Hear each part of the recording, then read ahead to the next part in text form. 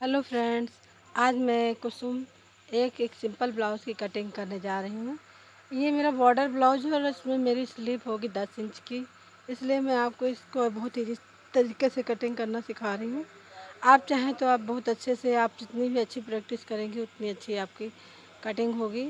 आप हमेशा जितना ही अच्छा कपड़ा कटिंग करेंगी और जितना ज़्यादा कपड़ा कटिंग करेंगी उतना ही आपके हाथों की सफाई रहेगी।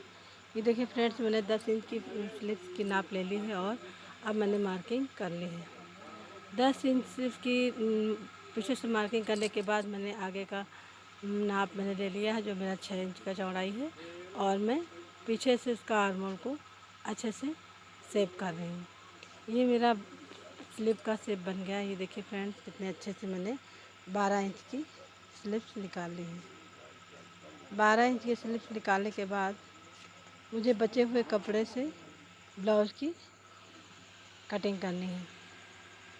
ये देखिए मेरे स्लीव्स बहुत अच्छे से निकल आई। मैंने एक पार्ट में पूरी स्लीव्स निकाल ली हैं और दूसरे पार्ट में मैं बैक पार्ट और फ्रंट पार्ट की कटिंग करूँगी। ये मैं अपने बाजू के आगे की तरफ से मैंने डाउन कर रखा है। आधा इंच डाउन करने के बाद ये मेरा आगे फ्रंट पार्ट की तरफ से जॉइंट होगा।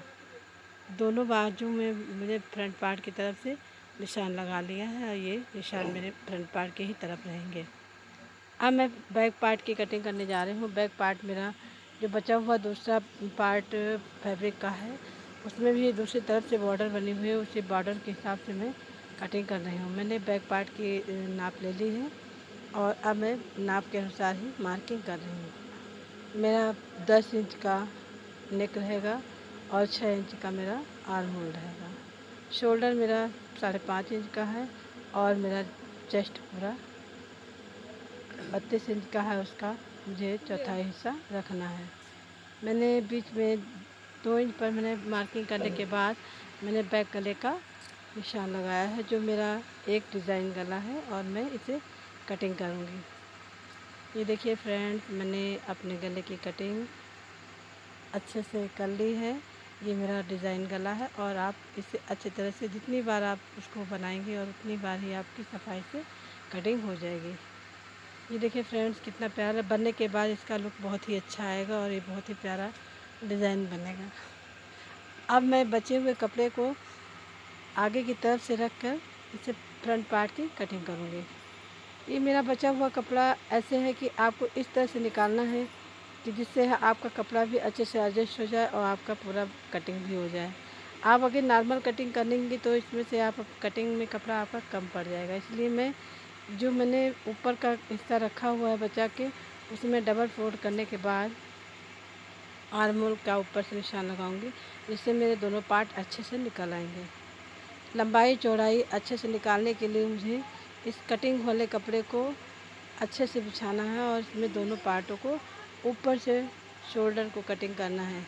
अगर आप बराबर से कटिंग करेंगे तो आपका शोल्डर कम पड़ जाएगा, इसलिए आपको ऊपर से कटिंग करना है और कटिंग वाले स्थान पर ही अच्छे से शेप बनाना है। ये देखिए मैंने अच्छे से शेप बना लिया है और मेरा फ्रंट पार्ट बैक पार्ट से 2 इंच लंबा भी है, क्योंकि फ्रंट पार्ट हमेशा ही बैक पार्ट से लंबा होता है और उसे बनाना ही पड़ता है, क्योंकि हमारी जब आगे में जब कभी हमें टक्स डालने होते हैं तो टक्स की चौड़ाई में ही और लंबाई में उसका पार्ट कम पड़ जाता है। ये देखिए फ्रेंड्स, अब मैं टक्स पॉइंट ले रही हूँ। 10 इंच में मैंने टक्स पॉइंट लिया है और टक्स पॉइंट के मेन पॉइंट से मैंने स्केल से 2-2 इंच का मार्जिन छोड़कर ये टक्स पॉइंट लगा लिए हैं। आप बीच के टक्स पॉइंट से ही 2-2 इंच की दूरी पर आसानी से टक्स पॉइंट बना सकती हैं। ये बिल्कुल परफेक्ट टक्स पॉइंट है। इसमें कोई भी टक्स आपका गलत नहीं है, क्योंकि आप इससे आसानी से आप इंची टेप से बना सकती हैं। और भी तरीके हैं टक्स पॉइंट के, जो मैंने कई बार आपको समझाया है। Thank you friends. ये कैसा लगा आप कमेंट में ज़रूर बताएं।